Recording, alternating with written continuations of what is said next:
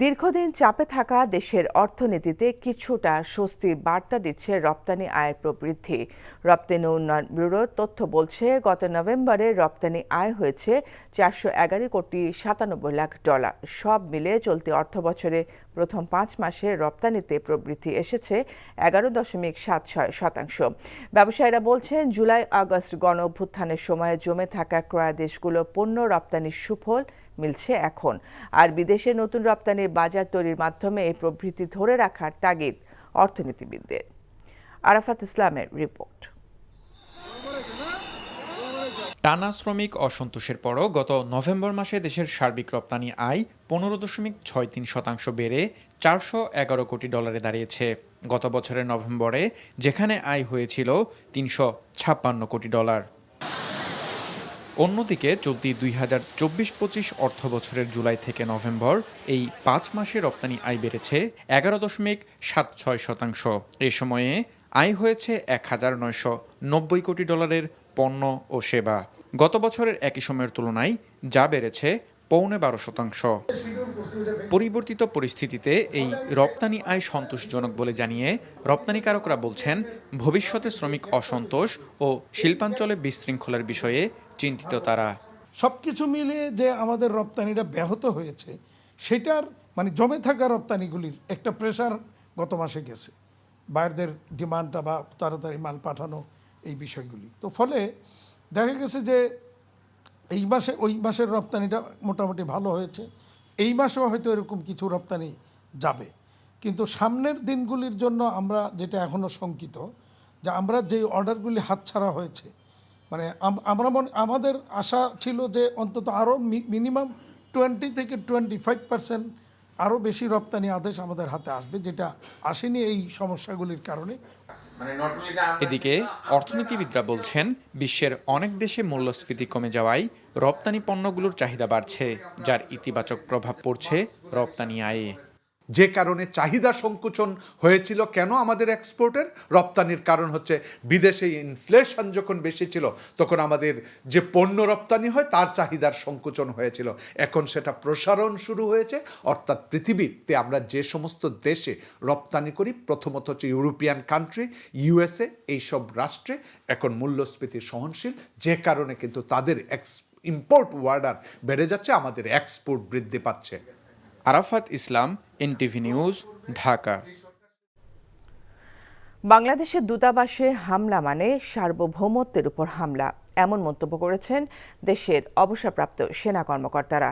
শনিবার রাজধানীর মহাখালীতে ভারতীয় আধিপত্যবাদের বিরুদ্ধে সাবেক সেনা কর্মকর্তাদের প্রতিবাদ মিছিল পূর্ব সমাবেশে তারা এই মন্তব্য করেন। বাংলাদেশ সরকারের পররাষ্ট্রনীতির আলোকে আরও কঠোরভাবে তাদের এসব হামলার প্রতিবাদ করা উচিত বলেও মনে করেন তারা। মদুল ইসলামের রিপোর্ট।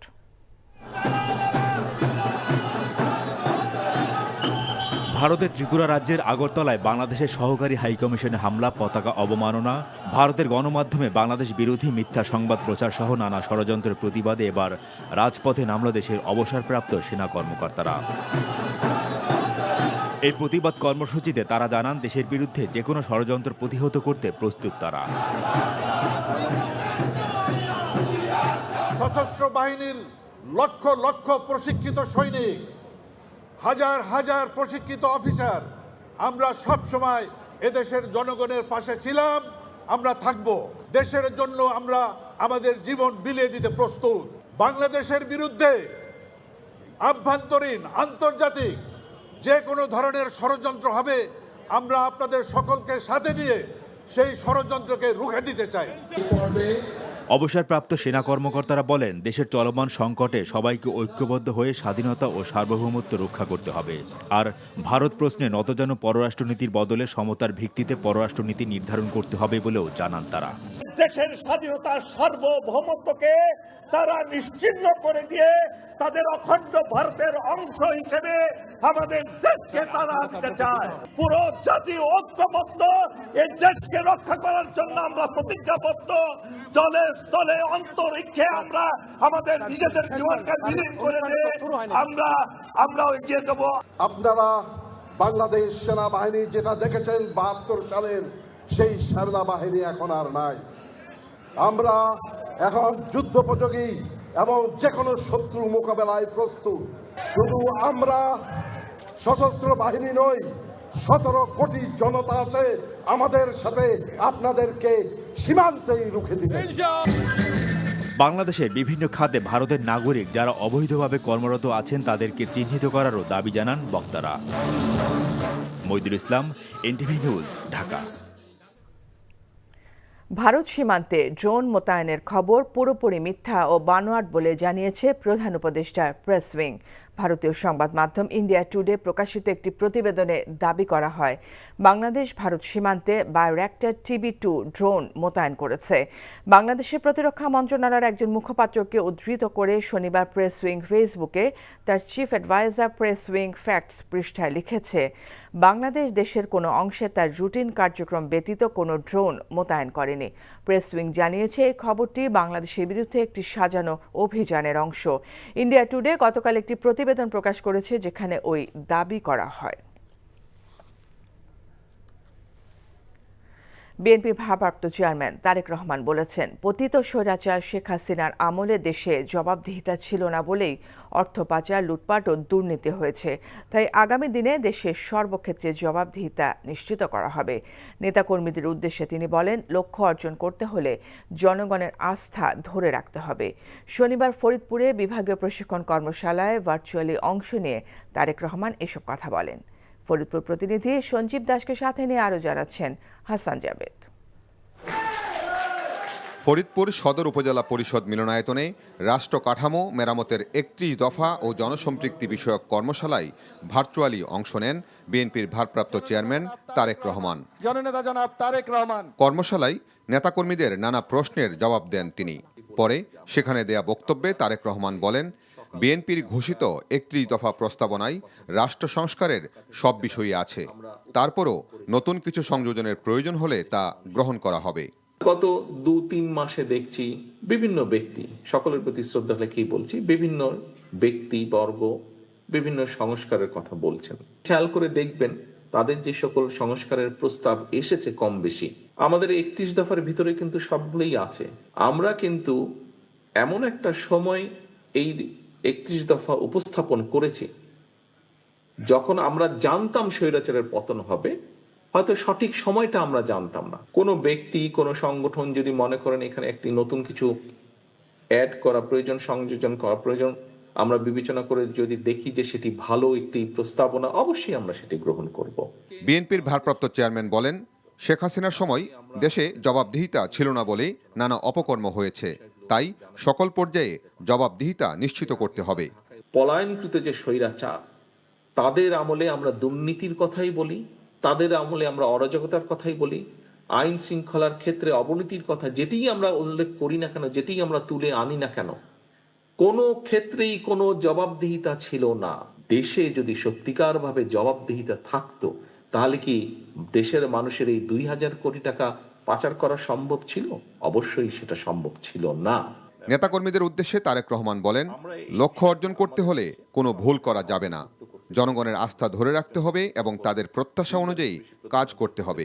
বিএনপির প্রতি মানুষের আস্থা আছে, এটিকে আমাদের ধরে রাখতে হবে। এটিকে আমাদের ধরে রাখতে হবে। আমাদের যে কাঙ্ক্ষিত নির্বাচন, একটি রাজনৈতিক দল হিসাবে আমরা একটি গণতান্ত্রিক রাজনৈতিক দল এবং একটি নিরপেক্ষ স্বাধীন নির্বাচন আমরা আশা করব, চাইব, এটি একটি স্বাভাবিক ব্যাপার। আমরা জনগণের যেটি ডিসিশন, যেটি সিদ্ধান্ত নির্বাচনের মাধ্যমে, সেটি অবশ্যই আমরা মেনে নেব। এখন প্রিয় সহকর্মীবৃন্দ, ওই পর্যন্ত তো আমাদেরকে যেতে হবে। ওই পর্যন্ত যেতে হলে আমাদের প্রত্যেককে স্ব জায়গা থেকে ভূমিকা নিতে হবে। একটি প্রান্তিক পর্যায়ে 31 দফা প্রস্তাবনা পৌঁছে দিতে নেতাকর্মীদের প্রতি আহ্বান জানান তারেক রহমান। এখানে উপস্থিত প্রত্যেকটি নেতা, প্রত্যেকটি কর্মীর সহযোগিতা আমার প্রয়োজন। Hasan Jabed, NTV news, Dhaka. সময় নির্ধারণ করে দেশের সংস্কার সম্ভব নয়, এটি চলমান প্রক্রিয়া। এমন মন্তব্য করেছেন বিএনপির স্থায়ী কমিটির সদস্য ডক্টর খন্দকার মোশাররফ হোসেন। তাই দ্রুততম সময়ের মধ্যে নির্বাচিত সরকারের কাছে ক্ষমতা হস্তান্তরের দাবি জানান তিনি। আর বিএনপি স্থায়ী কমিটির সদস্য ডক্টর এজেড-এম জাহিদ হোসেন বলেছেন, ভারত ভিয়েনা কনভেনশনের তোয়াক্কা না করে আগরতলা বাংলাদেশ মিশনে হামলা চালিয়েছে, এর দায়িত্ব অবশ্যই মোদী সরকারকে নিতে হবে। শনিবার সকালে জাতীয় প্রেস ক্লাবে ন্যাশনাল পিপলস পার্টির আলোচনা সভায় তারা এসব কথা বলেন। বিএনপি নেতারা বলেন, রাজনৈতিক সরকার ছাড়া কোনো দেশ চলতে পারে না। নির্বাচনের মাধ্যমে রাজনৈতিক সরকার প্রতিষ্ঠা করা হলে তবেই দেশে স্থিতিশীলতা আসবে। যে যদি দেশে নির্বাচনের রোডম্যাপ ঘোষণা করা হয়, তাহলে জনগণ নির্বাচনের প্রতি তারা মুখী হয়ে যাবে, নির্বাচনমুখী। আর নির্বাচনমুখী হয়ে গেলে আমার বিশ্বাস আজকে যে ছোটোখাটো ষড়যন্ত্র করার চেষ্টা করা হচ্ছে, এই ষড়যন্ত্র জনগণের কাছে পাত্তা পাবে না। কলকাতাতে উপহাই কমিশনের সামনে বিক্ষোভ খালি করে নাই, বাংলাদেশের পতাকাকেও তারা অবমাননা করলো। আবার আগরতলা আমাদের সহকারী হাই কমিশনের অফিসে তারা আক্রমণ করলো। ভিয়েনা কনভেনশন এটাকে সাপোর্ট করে না। এই দায়িত্ব অবশ্যই ভারত সরকার বা মোদী সরকারকে নিতেই হবে। দেশের সংস্কার ও রক্ষার কাজ নীতিবানদের হাতে তুলে দিতে জনগণের প্রতি আহ্বান জানান জামায়াতে ইসলামের আমির ডাক্তার শফিকুর রহমান। সন্ধ্যায় রাজধানীর মিরপুরে শীতার্তদের মাঝে শীতবস্ত্র বিতরণ অনুষ্ঠানে কথা বলেন তিনি। জানান, একটি মানবিক সমাজের জন্য কাজ করছে জামায়াতে ইসলামী। সমাজের দুর্বল মানুষদের অত্যাচার করার অপসংস্কৃতি পরিবর্তন করতে হবে। সমাজের দরিদ্র মানুষদের চিকিৎসার সব খরচ রাষ্ট্রের বহন করতে হবে উল্লেখ করে জামায়াত আমির বলেন, প্রতিটি শিশু জন্মের পর তার উপযুক্ত শিক্ষা ও চিকিৎসার পরিবেশ সরকারই নিশ্চিত করবে। তিনি আরও বলেন, শুধু ভোট দেওয়াই নয়, বিপদে একে অন্যের পাশে দাঁড়াতে হবে। অনুষ্ঠান শেষে শীতার্তদের মাঝে শীতবস্ত্র বিতরণ করেন জামায়াত আমির। যে শ্রমিক কাজ করবে সে যেন তার সম্মানও পায়, তার পারিশ্রমিকও পায়। শুধু পারিশ্রমিক দিলে হবে না, তাকে সম্মানও করতে হবে। জন্মের পরে তার অসুখ হয়েছে, সেই অসুখ সারানোর জন্য একটা ঔষধ তার বাবা কিনে দেবে, এই সামর্থ্য তার নাই। রাষ্ট্রকে এই দায়িত্ব নিতে হবে। আমরা বৈষম্য চাই, আমাদের মায়ের জাতিরাও সর্বোচ্চ মর্যাদায় সমাজে থাকবেন। আমরা এই ধরনের একটা সামগ্রিক ভালোবাসার সমাজ, মানবিক সমাজ গড়তে চাই। বাংলাদেশ খেলাফত যুব মজলিসের সভাপতি মাওলানা মামুনুল হক বলেছেন, ভারত তার সংবিধানের মূলনীতিগুলো বাংলাদেশের সংবিধানের উপর চাপিয়ে দিয়ে গোটা দেশকে দাসে পরিণত করতে চায়। শুক্রবার বিকেলে গোপালগঞ্জ সদর উপজেলার নীলার মাঠে ওলামা পরিষদ আয়োজিত আন্তর্জাতিক ইসলামী মহাসম্মেলনে তিনি কথা বলেন। ৭২ সালে ভারতের চাপে বাংলাদেশের সংবিধান থেকে অনেক কিছুই বাদ দেওয়া হয়েছে বলেও মন্তব্য করেন তিনি। প্রশাসনে এখনও স্বৈরাচারের দোসররা বহাল তবিয়তে আছে বলে অভিযোগ করেন মামুনুল হক।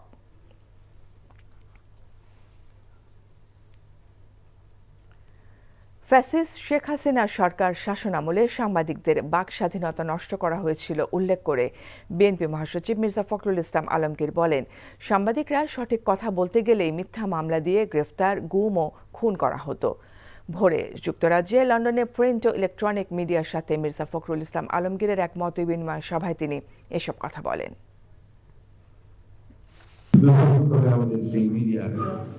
নষ্ট করে ফেলেছে শেখ হাসিনা, যার ফলে আমার 15 বছর আন্দোলন করেছি। আমাদের আন্দোলন অনেক খারাপ করে দেখার চেষ্টা করা, মিল্কি একা ছিল না, কিন্তু মিল্কির মধ্যে অনেকগুলো কাজ করতে পেরেছিল। আমাদের দেশের খালেদা জিয়া কারাগারে যাওয়ার পর থেকে কারাগারে গেছেন কিন্তু মিথ্যা মামলায়। সন্ধ্যা ৬টার পর ঢাকা বিশ্ববিদ্যালয়ের টিএসসি, স্বোপার্জিত স্বাধীনতা চত্বর হল ও আবাসিক এলাকায় স্পিকার, মাইক ব্যবহার করে যে কোনো অনুষ্ঠান আয়োজন সম্পূর্ণ নিষিদ্ধ করেছে বিশ্ববিদ্যালয় কর্তৃপক্ষ।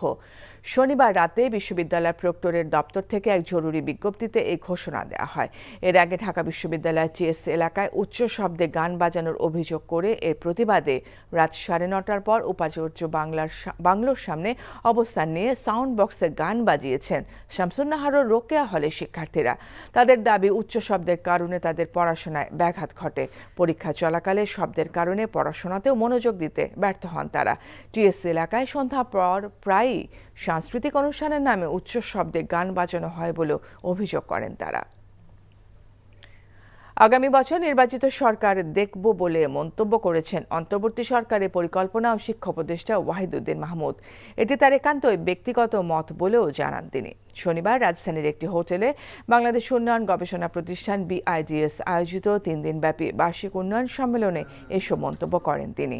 ডক্টর ওয়াহিদুদ্দিন মাহমুদ আরও বলেন, অনেক বড় কোম্পানি দেশের বাইরে ব্যাংকের টাকা নিয়ে গেছে, যেটি অর্থনীতিতে অস্বস্তি তৈরি করেছে। শিক্ষা ও স্বাস্থ্য খাতে বেশি রিসোর্স দিতে হলে আরও বেশি অর্থায়নের দরকার বলেও মনে করেন তিনি। সম্মেলনে বক্তারা বলেন, মধ্যম আয়ের দেশগুলোর মধ্যে দক্ষিণ এশিয়ায় বাংলাদেশের উন্নতির জন্য রপ্তানি বাড়ানো, প্রযুক্তিগত উন্নয়নে জোর দিতে হবে।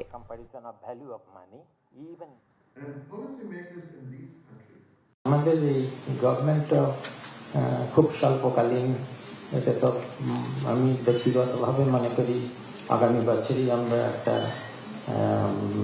একটা রাজনৈতিকভাবে নির্বাচিত সরকার দেখব। আমার ব্যক্তিগত মতামত, জানি না কি হবে। তখন সবাই মিলে ভাবা যাবে কিভাবে যাওয়া যাবে। তবে কোনো দেশ কখনো তো হঠাৎ করে ওইভাবে উন্নতি হয়নি। মৌলিক সংস্কারের পর নির্বাচনের ব্যবস্থা করা অন্তর্বর্তী সরকারের দায়িত্ব বলে মন্তব্য করেছেন বাণিজ্য উপদেষ্টা শেখ বশিরউদ্দিন। বলেন, 5 আগস্টের পর যে সরকার এসেছে সেই সরকারের মূল উদ্দেশ্য ন্যায় প্রতিষ্ঠা করা। এ ব্যাপারে সকলের সহযোগিতা চান তিনি। শনিবার সন্ধ্যায় রাজধানীর বসুন্ধরা কনভেনশন হলে আয়োজিত ওয়ালটন এক্সপোর সমাপনী অনুষ্ঠানে তিনি একথা বলেন। 2026 সালে যে LDC গ্র্যাজুয়েশন হতে যাচ্ছে, দেশে তার লক্ষ্যমাত্রা ঠিক রেখে খরচ কমিয়ে বৈদেশিক মুদ্রা সাশ্রয়ের পরামর্শ দেন তিনি। দেশের পণ্য বিদেশে রপ্তানির মাধ্যমে বাংলাদেশ অর্থনৈতিকভাবে আরও সমৃদ্ধ হবে।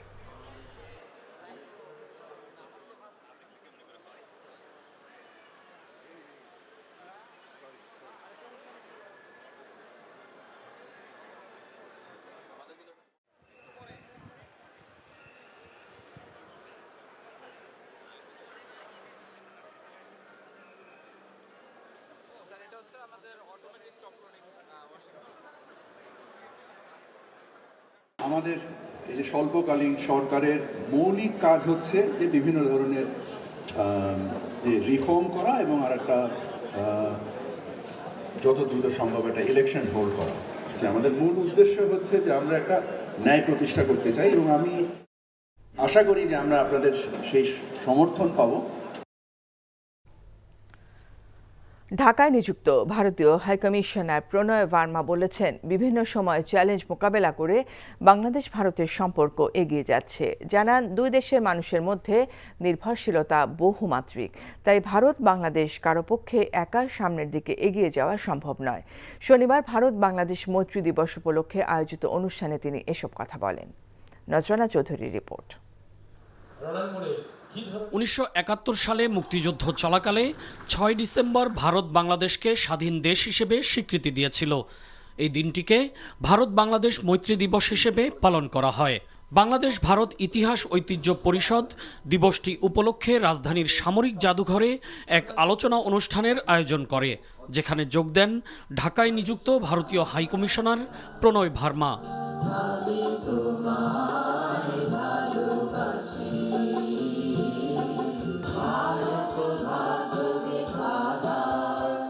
দুই দেশের জাতীয় সঙ্গীত পরিবেশনের মধ্য দিয়ে অনুষ্ঠানটি শুরু হয়। এ সময় প্রণয় ভার্মা বলেন, দুই দেশের মানুষের রক্তের বিনিময়ে ভারত বাংলাদেশের সম্পর্ক তৈরি হয়েছে। যেই ভ্রাতৃত্ব বোধ আমরা বিনিময় করি তা মোটেও ঠুনকো বা ক্ষণস্থায়ী কিছু নয়, এটা চিরস্থায়ী। ভারত 71-এ যেমন বাংলাদেশের পাশে দাঁড়িয়েছিল, তেমনি একটি গণতান্ত্রিক, স্থিতিশীল, শান্তিপূর্ণ, প্রগতিশীল ও অন্তর্ভুক্তিমূলক জাতি হওয়ার যে লক্ষ্য, তা পূরণে আমরা বাংলাদেশের পাশে আছি। নানা সময়ে বিভিন্ন চ্যালেঞ্জ মোকাবেলা করে দুই দেশের সম্পর্ক এগিয়ে যাচ্ছে বলে উল্লেখ করেন ভারতীয় কূটনীতিক। জানান, দুই দেশের মানুষের মধ্যে নির্ভরশীলতা বহুমাত্রিক, তাই ভারত বাংলাদেশ কারো পক্ষেই একা একা সামনের দিকে এগিয়ে যাওয়া সম্ভব নয় বলেও জানান প্রণয় ভার্মা। একটি ঝড়ো পরিস্থিতির মধ্যে যে পরিবর্তন বাংলাদেশে এসেছে তা সত্ত্বেও আমাদের বাণিজ্য, জ্বালানি সহযোগিতা এবং জনসম্পৃক্ততা চলমান আছে। আমরা পরস্পরের উপর নির্ভরশীল, তাই আমাদের একার পক্ষে কাঙ্ক্ষিত লক্ষ্য অর্জন সম্ভব নয়। তাই বাস্তবতার নিরিখে আমাদের পারস্পরিক সম্পর্ক সামনের দিকে এগিয়ে নিয়ে যেতেই হবে। অনুষ্ঠানে যোগ দেয়া বীর মুক্তিযোদ্ধাগণ মুক্তিযুদ্ধকালীন তাদের অভিজ্ঞতা বিনিময় করেন। আসলে এত ছোট্ট পরিসরে। নজরানা চৌধুরী, এনটিভি নিউজ, ঢাকা। পার্বত্য চট্টগ্রামের গুরুত্বপূর্ণ পদগুলোতে যোগ্য ব্যক্তিদের পদায়নের দাবি জানিয়েছে বৈষম্য বিরোধী পার্বত্য চট্টগ্রাম ঐক্য পরিষদ। শনিবার জাতীয় প্রেস ক্লাবে বৈষম্য বিরোধী পার্বত্য চট্টগ্রাম ঐক্য পরিষদ আয়োজিত মতবিনিময় সভায় এমন দাবি জানান পরিষদ সদস্যরা। এ সময় বক্তারা বলেন, পার্বত্য শান্তি চুক্তি ছিল দেশের স্বার্থবিরোধী। বর্তমানে পাহাড়ে বিশৃঙ্খলা সৃষ্টির চেষ্টা করছে পরাজিত শক্তিরা বলেও অভিযোগ করেন বক্তারা। বলেন, শান্তি প্রতিষ্ঠায় সবার ইতিবাচক ভূমিকা প্রয়োজন। পানি চুক্তি সহ যে 18টি চুক্তি শেখ হাসিনা আমলে হয়েছে তা দ্রুত বাতিলেরও দাবি তোলে বৈষম্য বিরোধী পার্বত্য চট্টগ্রাম ঐক্য পরিষদ।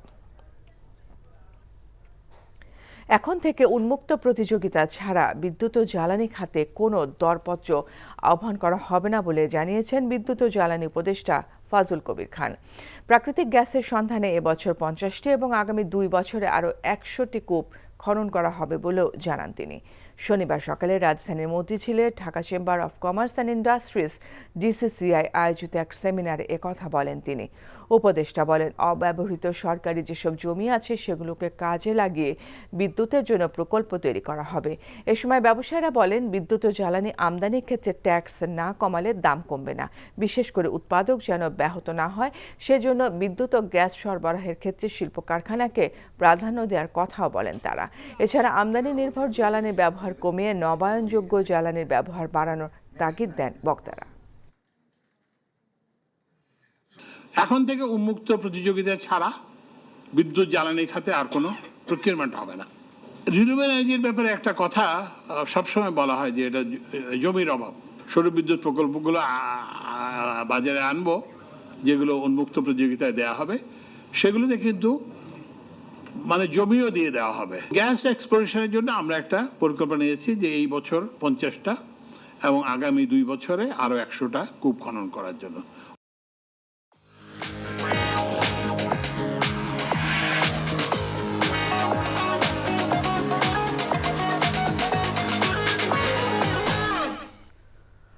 নগদ নিবেদিত অর্থনীতির খবর। দেশের অর্থনীতি আগের চেয়ে অনেক ভালো বলে মন্তব্য করেছেন অন্তর্বর্তীকালীন সরকারের অর্থ মন্ত্রণালয়ের উপদেষ্টা ডক্টর সালেউদ্দিন আহমেদ। শনিবার দুপুরে সাভারে ব্র্যাক সিডিএম আয়োজিত অর্থনৈতিক সম্পর্ক বিভাগের knowledge for development management project আয়োজিত অর্থনৈতিক সম্পর্ক এবং সম্পদের পুনঃ উদ্ভাবনের উপর প্রশিক্ষণের সমাপনী অনুষ্ঠানে যোগ দিয়ে সাংবাদিকদের তিনি একথা বলেন। ব্যাংক যদি গ্রাহকদের চাহিদা অনুযায়ী টাকা দিতে না পারে, ঋণ দিতে না পারে, তাহলে ব্যাংকের অস্তিত্ব রক্ষা কঠিন। তাই টাকা ছাপিয়ে সংকটে থাকা ব্যাংকগুলোকে দেয়া হয়েছে বলে জানান অর্থ উপদেষ্টা। বন্ড ইস্যু করার মাধ্যমে ছাপানো টাকা বাজার থেকে উঠিয়ে নেওয়া হবে বলেও জানান তিনি।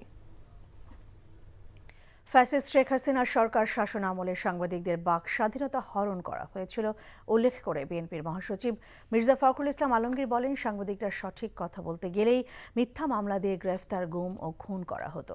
শনিবার লন্ডনে প্রিন্ট ও ইলেকট্রনিক মিডিয়ার সাংবাদিকদের সাথে এক মত বিনিময় সভায় মির্জা ফখরুল ইসলাম আলমগীর এসব কথা বলেন।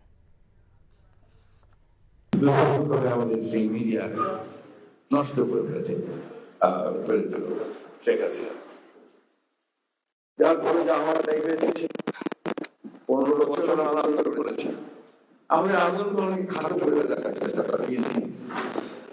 বিএনপি একা ছিল না, কিন্তু বিএনপির মধ্যে অনেকগুলো কাজ করতে পেরেছিল। আমাদের দেশনেত্রী বেগম খালেদা জিয়া কারাগারে যাওয়ার পর থেকে কারাগারে গেছেন কিন্তু মিথ্যা মামলায়। দেশের উত্তরাঞ্চলে বেড়েই চলেছে শীতের প্রকোপ। কনকনে শীতের দাপট, কুয়াশায় জনজীবন হয়ে পড়েছে বিপর্যস্ত। নওগাঁয় আজ সকালে সর্বনিম্ন তাপমাত্রা রেকর্ড করা হয়েছে 10.6 ডিগ্রি সেলসিয়াস। শীতের তীব্রতায় বিপাকে পড়েছেন খেটে খাওয়া ও নিম্ন আয়ের মানুষ। ব্যাহত হচ্ছে যান চলাচল, উঠতি ফসল নিয়ে চিন্তিত কৃষক। হাসপাতালগুলোতে বাড়ছে শীতজনিত রোগীর সংখ্যা। পঞ্চগড়, দিনাজপুর, নওগাঁ, রংপুর, কুড়িগ্রাম, নীলফামারী, সৈয়দপুর, লালমনিরহাট সহ উত্তরের জেলাগুলোতে প্রতিদিনই কমছে তাপমাত্রার পারদ। সন্ধ্যার পর থেকে শুরু হয় হিমেল বাতাস। আর তার সঙ্গে যোগ দেয় ঘন কুয়াশা। ইতিমধ্যে আবহাওয়া অধিদপ্তর জানিয়েছে চলতি মৌসুমে 3টি হাড় কাঁপানো তীব্র শৈত্যপ্রবাহ সহ 13টি শৈত্যপ্রবাহ বয়ে যেতে পারে দেশের উপর দিয়ে। তাপমাত্রা নেমে আসতে পারে 4 ডিগ্রি সেলসিয়াসে। দর্শক, শীতের খবর এখন জানতে আমরা এখন যাব দিনাজপুরে। সেখানে আছেন আমাদের স্টাফ করেসপন্ডেন্ট ফারুক হোসেন। আমরা সরাসরি যুক্ত হচ্ছে তার সঙ্গে। ফারুক, দিনাজপুরে কেমন শীত অনুভূত হচ্ছে এবং জনজীবনে এর প্রভাব কেমন দেখছেন?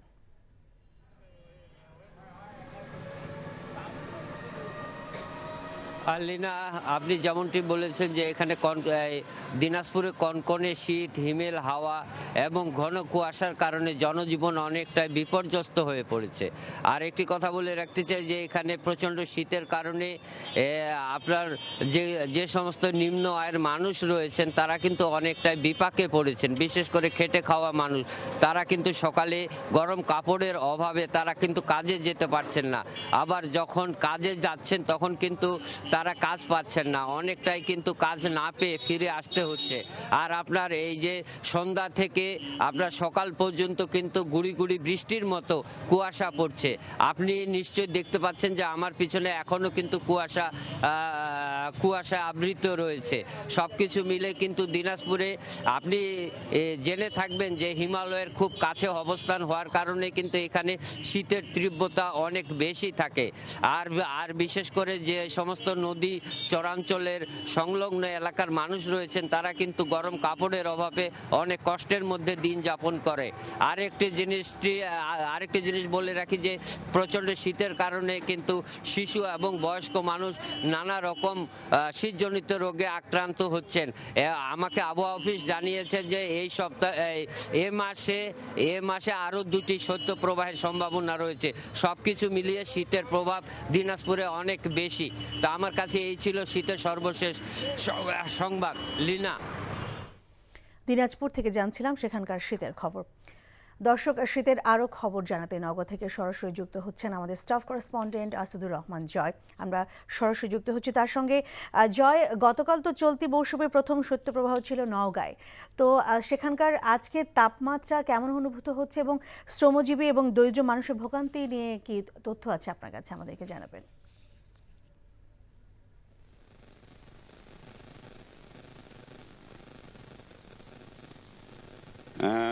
লিনা, নওগাঁয় আজকে তাপমাত্রাটা কিছুটা বেড়েছে। আজকে সর্বনিম্ন তাপমাত্রা 10.6 ডিগ্রি সেলসিয়াস। গতকাল বাংলাদেশের সর্বনিম্ন তাপমাত্রা 9.9 ডিগ্রি সেলসিয়াস ছিল নওগাঁয়। আজকে তাপমাত্রাটা কিছুটা বেড়ে 10.6 ডিগ্রি সেলসিয়াস বিরাজ করছে। তো তাপমাত্রা কিছুটা বাড়লেও উত্তরের হাওয়া এবং হাড় কাঁপানো শীতে এই অঞ্চলের মানুষকে একেবারে বিপর্যস্ত করে তুলেছে। বিশেষ করে নওগাঁ কৃষি প্রধান এলাকা, এই এলাকার মানুষ শ্রমজীবী মানুষ, কৃষিজীবী মানুষ তাদেরকে সকাল 6টা এবং 7টার ভিতরে কাজে যোগ দিতে হয়।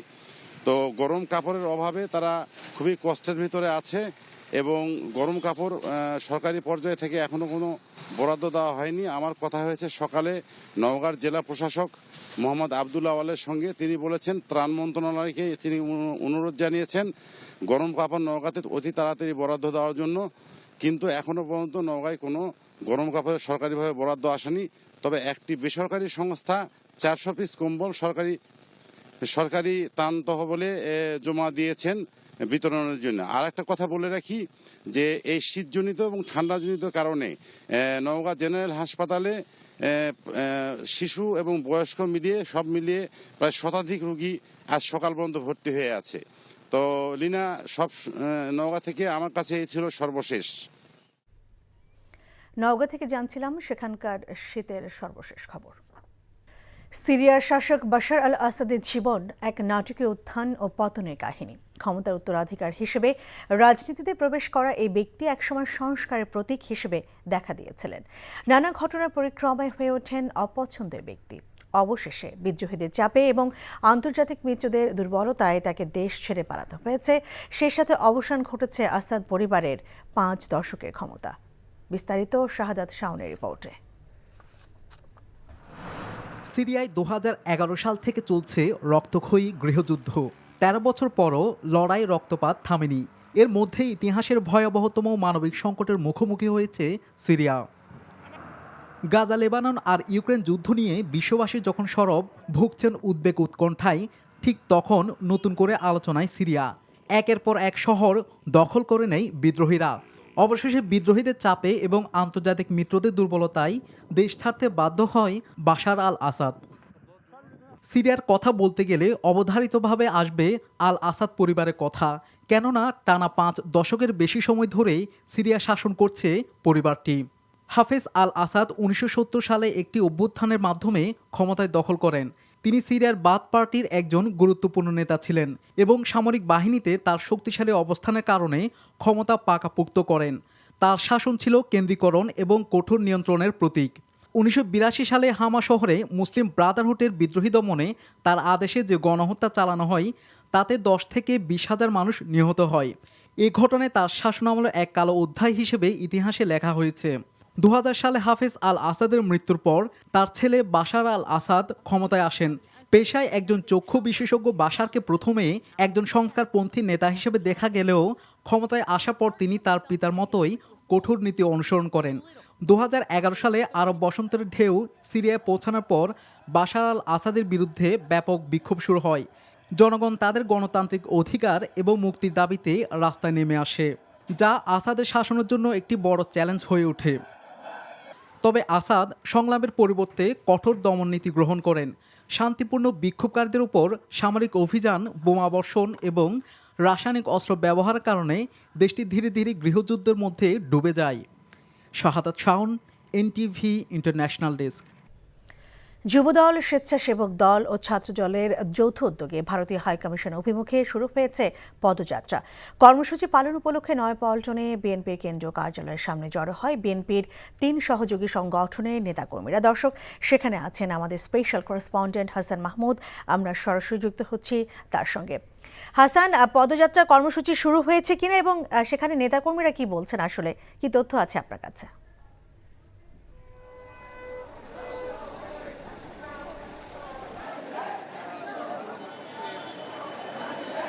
আগ্রাসন বিরোধী, অর্থাৎ ভারতীয় আগ্রাসন বিরোধী বিএনপির যে তারুণ্য নির্ভর 3টি সংগঠন রয়েছে, ছাত্রদল, যুবদল এবং স্বেচ্ছাসেবক দল, তারা কিন্তু নয়াপল্টন থেকে ভারতের আগ্রাসন বিরোধী পদযাত্রা শুরু করেছে। পদযাত্রাটি এই মুহূর্তে মালিবাগ রয়েছে, অর্থাৎ মালিবাগ মোড় দিয়ে এটি আপনার রামপুরা হয়ে যে ভারতীয় হাইকমিশন যে রয়েছে বসুন্ধরা এলাকায়, সেখানে গিয়ে শেষ হবে। বিপুল সংখ্যক তারুণ্য নির্ভর ছাত্রদল, যুবদল এবং স্বেচ্ছাসেবক দলের নেতাকর্মীরা এবং সমর্থকরা এই পদযাত্রায় যুক্ত হয়েছে এবং পথে পথে যুক্ত হচ্ছে। যেহেতু নয়াপল্টন থেকে এই পদযাত্রাটি শুরু হয়েছে এবং মালিবাগ পর্যন্ত এসেছে, এখানে আসার পথে পথে কিন্তু নতুন করে এই পদযাত্রায় অনেক নেতাকর্মী যুক্ত হয়েছে। পাশাপাশি আরেকটা বিষয় বলে রাখতে চাই, যেটি আপনি জানতে চেয়েছেন, যে এই পদযাত্রা পূর্ব সংক্ষিপ্ত একটি সমাবেশ হয়েছে। বক্তব্য দিয়েছেন বিএনপির সিনিয়র যুগ্ম মহাসচিব রুহুল কবির, রিজভী আহমেদ এবং যুব দলের সভাপতি এবং স্বেচ্ছাসেবক দলের সভাপতি ও ছাত্র দলের সভাপতি। তারা যে বক্তব্যটি মোটা দাগে বলতে চেয়েছেন, যে কথাটি তারা বলতে চেয়েছেন, সেটি হচ্ছে যে ভারতীয় আগ্রাসন এবং ভারত একটা প্রতিবেশী রাষ্ট্র হিসেবে বাংলাদেশের উপর যেই ধরনের কর্তৃত্ববাদী আচরণ করছে, সেটি কখনোই শোভন নয়। যে ধরনের অপপ্রচার এবং প্রোপাগান্ডা চলছে, সেটিরও নিন্দা জানিয়েছেন তারা এবং তো বলছেন নিছক এগুলো একটি প্রোপাগান্ডা। এবং 5ই আগস্টের পর সাবেক যে প্রধানমন্ত্রী ফ্যাসিবাদ এবং স্বৈরাচারের পতনের পর সেই সাবেক প্রধানমন্ত্রীকে ভারত আশ্রয় দিয়েছে এবং সেখানে তিনি রয়েছেন, এবং সব মিলিয়ে এই বিষয়গুলোতে ভারতের যে অবস্থান, সেটিকে তারা মূলত নিন্দা জানিয়েছেন।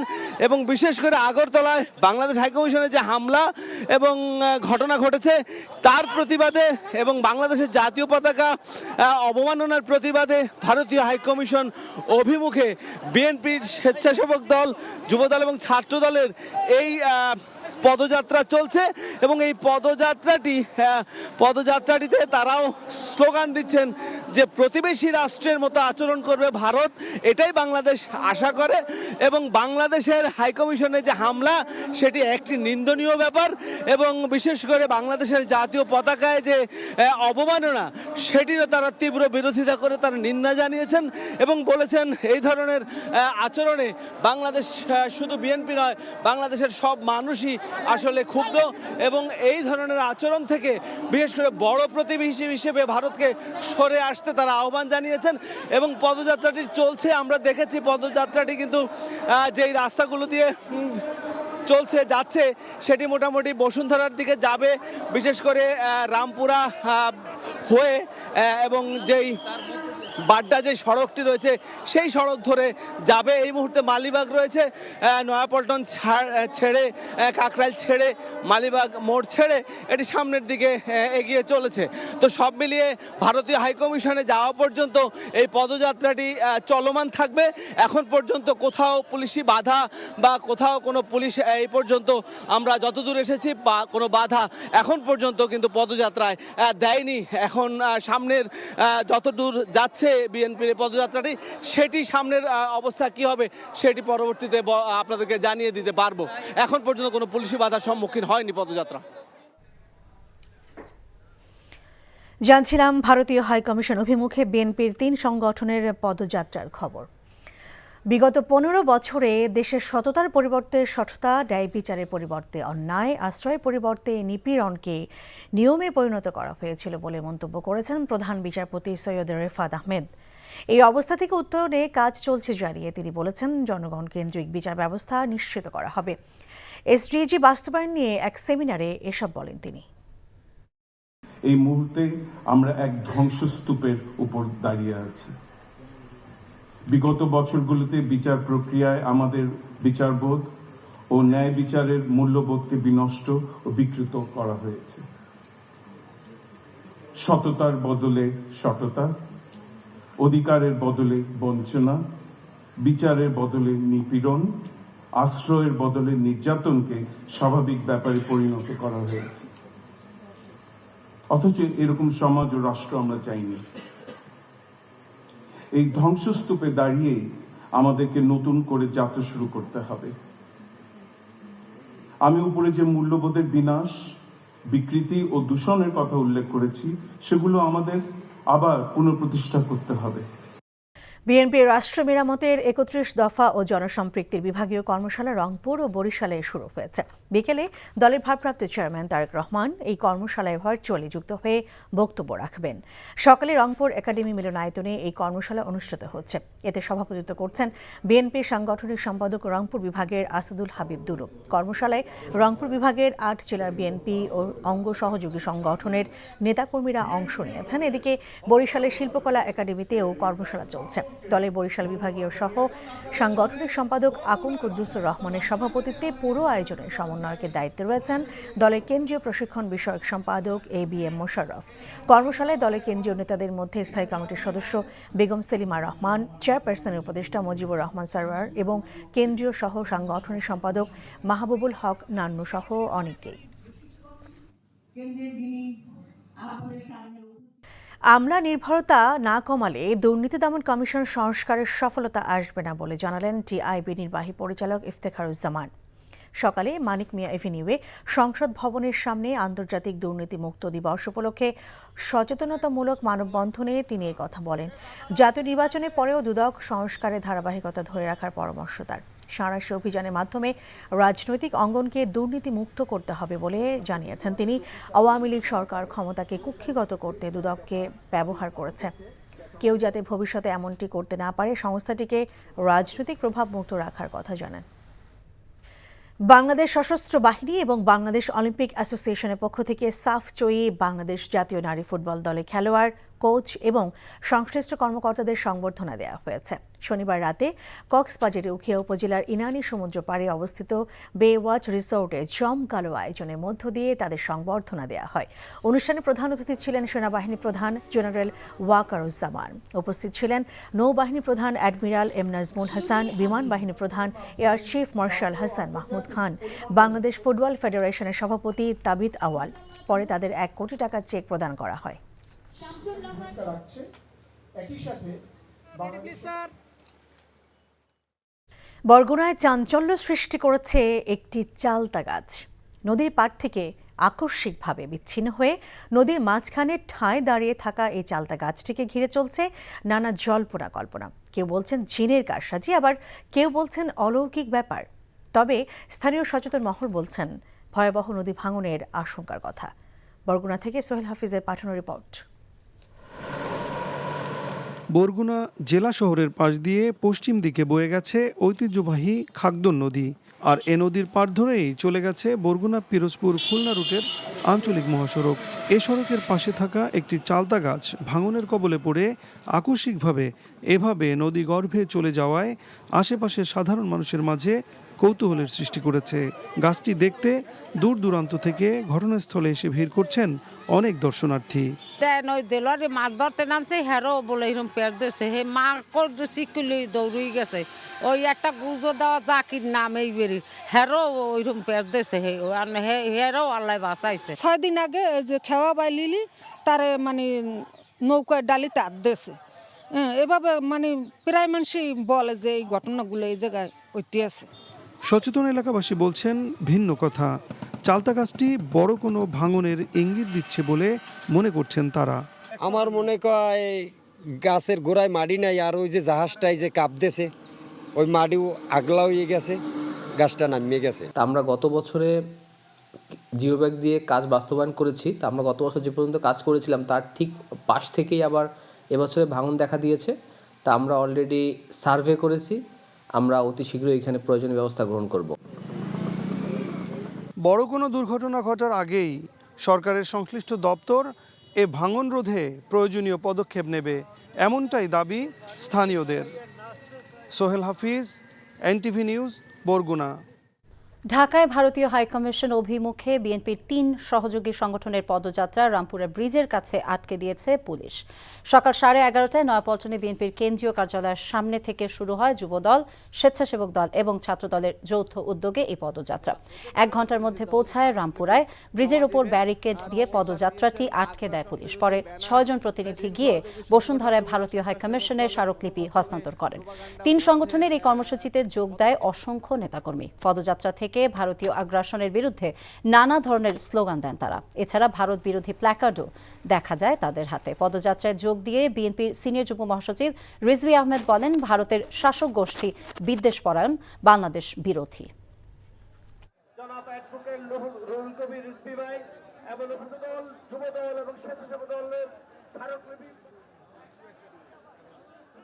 অন্যের প্রতি অসূয়া ছাড়া, ভিন্ন ধর্মের প্রতি তারা প্রতিহিংসা দেখানো ছাড়া ওদের আর রাজনীতি নেই। ওদের রাজনীতি শেষ হয়ে গেছে। ওরা এত মন খারাপ কেন শেখ হাসিনার জন্য? কারণ ভুটান তাদের সাথে নেই, নেপাল নেই, পাকিস্তান নেই, শ্রীলঙ্কা নেই, ছোট্ট একটি দ্বীপ রাষ্ট্র মালদ্বীপ তাদের সাথে নেই। ওদের সাথে কেউ বন্ধুত্ব করতে পারে না, কারণ ওরা মুখে যাই বলুক, ধর্মনিরপেক্ষ বলুক আর সেকুলার বলুক, ওদের মনের ভিতরে হচ্ছে কট্টর হিন্দুত্ববাদী হিংসা ছাড়া ওদের মধ্যে কিছু নেই।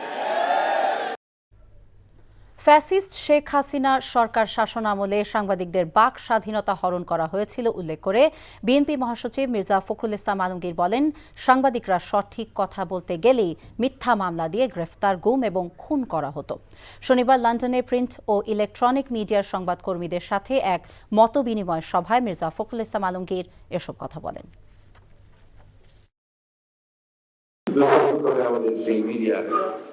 নষ্ট করে ফেলেছে শেখ হাসিনা, যার ফলে যা হওয়ার তাই হয়েছে। 15 বছর আন্দোলন করেছে। আমাদের আন্দোলন অনেক খারাপ করে দেখার চেষ্টা করা গিয়েছি। বিএনপি একা ছিল না, কিন্তু বিএনপির মধ্যে অনেকগুলো কাজ করতে পেরেছিল। আমাদের দেশনেত্রী বেগম খালেদা জিয়া কারাগারে যাওয়ার পর থেকে কারাগারে গেছেন কিন্তু মিথ্যা মামলায়। অবৈধভাবে কোনো বিদেশি বাংলাদেশে থাকতে পারবে না বলে জানিয়েছেন স্বরাষ্ট্র উপদেষ্টা অবসরপ্রাপ্ত লেফটেন্যান্ট জেনারেল জাহাঙ্গীর আলম চৌধুরী। আইন শৃঙ্খলা পরিস্থিতি সংক্রান্ত সচিবালয়ে এক বৈঠক শেষে দেশে এই মুহূর্তে অবৈধ বিদেশি কতজন আছে তার সুনির্দিষ্ট পরিসংখ্যান নেই বলে জাহাঙ্গীর আলম জানান। সীমান্তে পুরোপুরি সতর্ক আছে বিজিবি, এমনটা জানিয়ে তিনি বলেন কোনো অবৈধ অনুপ্রবেশ বরদাস্ত করা হবে না। ভারতের সাথে সম্পর্কের বিষয়ে পররাষ্ট্র মন্ত্রণালয়ের আলোচনা হচ্ছে বলেও জানান জাহাঙ্গীর আলম চৌধুরী। এদিকে স্বরাষ্ট্র মন্ত্রণালয়ের এক বিজ্ঞপ্তিতে বলা হয়েছে, যে সকল অবৈধ বিদেশি নাগরিক বাংলাদেশে অবস্থান করছেন তাদের প্রয়োজনীয় কাগজপত্র অর্জনের জন্য অনুরোধ করা হলো, অন্যথায় আইনানুগ ব্যবস্থা নেওয়া হবে। কোনো বিদেশি অবৈধভাবে বাংলাদেশে থাকতে দেওয়া হবে না, কোনো বিদেশিকেই অবৈধভাবে বাংলাদেশে থাকতে দেওয়া হবে না। এটা আপনারা ভালোভাবে এই নিউজটা করবেন এবং এই যে আমাদের যে বিজ্ঞপ্তিটা এটা খুব ভালোভাবে আপনারা প্রচার করে দেবেন। কতজন আছে বলে আপনাদের কাছে কোন কোন দেশের এই কতজন আছে এই স্ট্যাটিস্টিক্সটা আমাদের কাছে এখনো নাই। যদি স্ট্যাটিস্টিক্সটা নাই, এটা যদি থাকতো তো আমি বলে দিতাম যে এতজন আছে। অনেক দেশেরই আছে, আমি কোনো দেশের নাম মেনশন করতে চাচ্ছি না, বাট কোনো দেশেরই আমরা এই অবৈধ নাগরিককে বাংলাদেশে থাকতে দিব না। এটা কোনো হঠাৎ না এটা কোনো হঠাৎ করে সিদ্ধান্ত না, এটা হঠাৎ করে সিদ্ধান্ত না, না আইন শৃঙ্খলার সাথে এটার কোনো জড়িত নেই। চট্টগ্রামের আইনজীবী সাইফুল ইসলাম আলিফকে কুপিয়ে হত্যার সময় আহত এক ব্যবসায়ী চিন্ময় দাস সহ 164 জনের নাম উল্লেখ করে 400 জনের বিরুদ্ধে আদালতে মামলার আবেদন করেছেন। তবে আদালত আদেশ পরে দেবেন বলে জানান আইনজীবীরা। দুপুরে চট্টগ্রাম মেট্রোপলিটন ম্যাজিস্ট্রেট আবু বকর সিদ্দিকীর আদালতে মামলাটির আবেদন করেন আহত ব্যবসায়ী এনামুল হক। মামলার বাদী জানান, গত 26শে নভেম্বর মামলা সংক্রান্ত একটি কাজে চট্টগ্রাম আদালতে যান তিনি। ওই দিন ইসকন নেতা চিন্ময় কৃষ্ণ দাসের জামিন শুনানি চলছিল, কিন্তু আদালত চিন্ময় দাসের জামিন নামঞ্জুর করে কারাগারে পাঠানোর নির্দেশের পর আদালত প্রাঙ্গণে তাণ্ডব চালায় চিন্ময় অনুসারীরা। এ সময় এনামুল হককেও চিন্ময়ের অনুসারীরা গুরুতর আহত করে। পরবর্তীতে হাসপাতালে চিকিৎসা শেষে আজ আদালতে 400 জনের বিরুদ্ধে মামলার আবেদন করেছেন তিনি। আদালতে আহত ব্যবসায়ী এনামুল হকের জবানবন্দি গ্রহণ করা হয়। এদিকে আইনজীবী সাইফুল আলিফকে হত্যার প্রতিবাদে এবং দ্রুত বিচারের দাবিতে আদালত চত্বরে বিক্ষোভ করেছেন আইনজীবীরা। মূলত দাড়ি টুপি দেখার কারণে, পায়জামা পাঞ্জাবি দেখার কারণে আমার আক্রমণটা করছে, অন্য কোনো উদ্দেশ্যে আমি মনে করি না। আমার সাথে এখানে কোনো সম্পর্ক ছিল না। আমি আসছি ব্যবসায়, আমি ব্যবসায়ী, আমি রেজিস্ট্রি দিতে আসছি, রেজিস্ট্রি দিয়ে আমি চলে যাবো বাস। এই আহত ব্যক্তি আজকে চিন্ময় দাস সহ মোট 166 জনের বিরুদ্ধে বিজ্ঞ MM আবু বকর আদালতে মামলা দায়ের করছেন।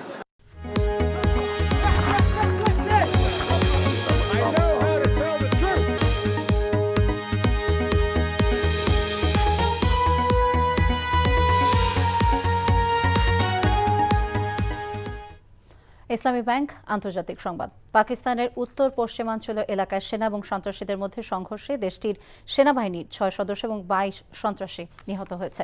পাকিস্তান সেনাবাহিনীর পক্ষ থেকে এই তথ্য জানানো হয়। সাম্প্রতিক সময়ে ওই অঞ্চলে ইসলামিক ফাইটার নামে পরিচিত একটি সন্ত্রাসী গোষ্ঠী নিরাপত্তা বাহিনীর উপর হামলা বাড়িয়েছে বলে জানানো হয়েছে। সেনাবাহিনীর এক বিবৃতিতে বলা হয়, গোয়েন্দা তথ্যের ভিত্তিতে ওয়াজিরিস্তান এবং পার্শ্ববর্তী এলাকায় অভিযান চালানোর পর সংঘর্ষের সূত্রপাত হয়। এতে 3টি জেলায় তীব্র লড়াই হয়। তেহরিকি তালেবান পাকিস্তানের নেতারা জানিয়েছেন, তাদের যোদ্ধারা নিরাপত্তা বাহিনীর ঘাঁটিতে হামলা করেছে, তবে সংগঠনটি তাদের কতজন সদস্য নিহত হয়েছে তা উল্লেখ করেনি। বিএনপির ভারপ্রাপ্ত চেয়ারম্যান তারেক রহমান বলেছেন, গত ৩-৪ মাসে দলের কিছু নেতাকর্মী বিভ্রান্ত হয়েছেন, তাদের কাজকর্ম সাধারণ মানুষ পছন্দ করছে না। সেসব নেতাকর্মীদের সতর্ক করে দিয়ে তিনি বলেন, এসব করলে দল এবং জনগণ থেকে ছিটকে পড়তে হবে। আজ ঢাকা মহানগর উত্তর খিলক্ষেত থানা বিএনপির কর্মশালায় ভার্চুয়ালি যুক্ত হয়ে তিনি এসব কথা বলেন। তারেক রহমান আরও বলেন, দলের লক্ষ্য উদ্দেশ্য জনগণের সামনে নিয়ে যেতে হবে, আর তা করতে পারলে মানুষের আস্থা ধরে রাখা যাবে এবং কাঙ্ক্ষিত লক্ষ্য অর্জন সম্ভব হবে। রাষ্ট্র মেরামতে বিএনপির ঘোষিত 31 দফা বাস্তবায়নে মানুষের সমর্থন আদায়ে জান প্রাণ দিয়ে নেতাকর্মীদের কাজ করার আহ্বান জানান বিএনপির ভারপ্রাপ্ত চেয়ারম্যান। সমান না, আমাদের মধ্যে হয়তোবা কিছু কিছু মানুষ থাকতে পারেন এই 3-4 মাসে যারা স্বৈরাচার পতনের পরে, স্বৈরাচার পালিয়ে যাবার পরে তারা এমন কিছু কাজ করছে যেই কাজগুলো মানুষ পছন্দ করছে না। আজকে আপনাদের পরিষ্কার একটি কথা বলি, আপনার লক্ষ্য বা উদ্দেশ্য যদি মানুষের আস্থা অর্জন না হয়ে থাকে, আপনার উদ্দেশ্য অন্য কিছু হলে দুদিন পরে আপনি ছিটকে পড়ে যাবেন, আপনি দল থেকে ছিটকে পড়ে যাবেন, আপনি মানুষের সমর্থন থেকে ছিটকে পড়ে যাবেন। এদিকে বিএনপির রাষ্ট্র মেরামতের ৩১ দফা এবং জনসম্পৃক্তির বিভাগীয় কর্মশালা রংপুর ও বরিশালের কর্মশালায় ভার্চুয়ালি যুক্ত হয়ে বক্তব্য রাখছেন বিএনপির ভারপ্রাপ্ত চেয়ারম্যান তারেক রহমান। সকালে রংপুর একাডেমি মিলনায়তনে এই কর্মশালা শুরু হয়। এতে সভাপতিত্ব করছেন বিএনপি সাংগঠনিক সম্পাদক রংপুর বিভাগ আসাদুল হাবিব দুলু। কর্মশালায় রংপুর বিভাগের ৮ জেলার নেতাকর্মীরা অংশ নেয়। এদিকে বরিশালের শিল্পকলা একাডেমিতেও কর্মশালায় দলের বরিশাল বিভাগীয় সহ সাংগঠনিক সম্পাদক আকন কুদ্দুসুর রহমানের সভাপতিত্বে অনুষ্ঠান চলছে। পুরো আয়োজনের সমন্বয়কের দায়িত্বে রয়েছেন দলের কেন্দ্রীয় প্রশিক্ষণ বিষয়ক সম্পাদক ABM মোশাররফ হোসেন।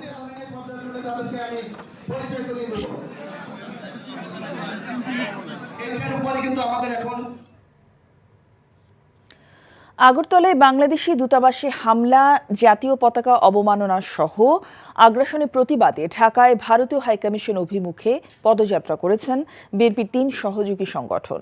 ছাত্রদল, যুবদল ও স্বেচ্ছাসেবক দলের পদযাত্রাকে রামপুরা ব্রিজের কাছে আটকে দেয় পুলিশ। বিএনপি নেতারা বলেন, ভারতকে প্রতিবেশী সুলভ আচরণ করতে হবে। হাসান মাহমুদের রিপোর্ট। ছাত্রদল, যুবদল আর স্বেচ্ছাসেবক দলের পদযাত্রায় বিপুল সংখ্যক নেতাকর্মীর অংশগ্রহণ নয়াপল্টন থেকে রামপুরার 4.5 কিলোমিটার পথ অতিক্রম করে। নয়াপল্টন থেকে শুরু হয়ে কাকরাইল, মৌচাক, মালিবাগ হয়ে ভারতীয় আগ্রাসনের প্রতিবাদে ঢাকার ভারতীয় হাইকমিশনের দিকে এগিয়ে চলে পদযাত্রা। প্রতিবাদ জানানো হয় আগরতলায় বাংলাদেশ হাইকমিশনে হামলা ও জাতীয় পতাকা অবমাননার। প্রতিবাদ উঠে আসে সীমান্ত হত্যা এবং পানির ন্যায্য হিস্যা সহ ভারতের সাথে বাংলাদেশের প্রাপ্যতা নিয়েও। নয়াপল্টনে সংক্ষিপ্ত সমাবেশে বক্তারা বলেন, কেউ প্রভুত্ব করলে বাংলাদেশ তা মেনে নেবে না। পার্শ্ববর্তী দেশ প্রতি পদে পদে প্রতি মুহূর্তে তারা নাশকতার বিভিন্ন প্রচেষ্টা তারা চালাবে। তাদের ঔদ্ধত্য এমন পর্যায়ে তারা চট্টগ্রামকে ভারতের অংশ বলে দাবি করবে বলেছে। ভিন্ন ধর্মের প্রতি তারা প্রতিহিংসা দেখানো ছাড়া ওদের আর রাজনীতি নেই। নেতাকর্মীদের পদযাত্রা রামপুরা ইউলুপের কাছে পুলিশি বাধার মুখে পড়ে। পরে 6 সদস্যের একটি প্রতিনিধি দল প্রগতি সরণিতে অবস্থিত ভারতীয় হাইকমিশনে গিয়ে স্মারকলিপি প্রদান করে। আমরা স্মারকলিপি জমা দিয়েছি এবং তারা সেটা রিসিভ করেছে। প্রত্যেকের গন্তব্যে শান্তিপূর্ণভাবে আপনারা চলে যাবেন। সকলকে ধন্যবাদ। স্মারকলিপি দেওয়ার শেষে সমাপ্ত হয় পদযাত্রা কর্মসূচি। Hasan Mahmud, NTV news, Dhaka. চট্টগ্রামের আইনজীবী সাইফুল ইসলাম আলিফকে কুপিয়ে হত্যার সময় আহত এক ব্যবসায়ী চিন্ময় দাস সহ 164 জনের নাম উল্লেখ করে 400 জনের বিরুদ্ধে আদালতে মামলার আবেদন করেছেন। তবে আদালত আদেশ পরে দেবেন বলে জানান আইনজীবীরা। দুপুরে চট্টগ্রাম মেট্রোপলিটন ম্যাজিস্ট্রেট আবু বকর সিদ্দিকীর আদালতে মামলাটির আবেদন করেন আহত ব্যবসায়ী এনামুল হক। মামলার বাদী জানান, গত 26শে নভেম্বর মামলা সংক্রান্ত একটি কাজে চট্টগ্রাম আদালতে যান তিনি। ওই দিন ইসকন নেতা চিন্ময় কৃষ্ণ দাসের জামিন শুনানি চলছিল, কিন্তু আদালত চিন্ময় দাসের জামিন নামঞ্জুর করে কারাগারে পাঠানোর নির্দেশের পর আদালত প্রাঙ্গণে তাণ্ডব চালায় চিন্ময় অনুসারীরা। এ সময় এনামুল হককেও চিন্ময়ের অনুসারীরা গুরুতর আহত করে। পরবর্তীতে হাসপাতালে চিকিৎসা শেষে আজ আদালতে 400 জনের বিরুদ্ধে মামলার আবেদন করেছেন। আদালতে আহত ব্যবসায়ী এনামুল হকের জবানবন্দি গ্রহণ করা হয়। এদিকে আইনজীবী সাইফুল আলিফকে হত্যার প্রতিবাদে এবং দ্রুত বিচারের দাবিতে আদালত চত্বরে বিক্ষোভ করেছেন আইনজীবীরা।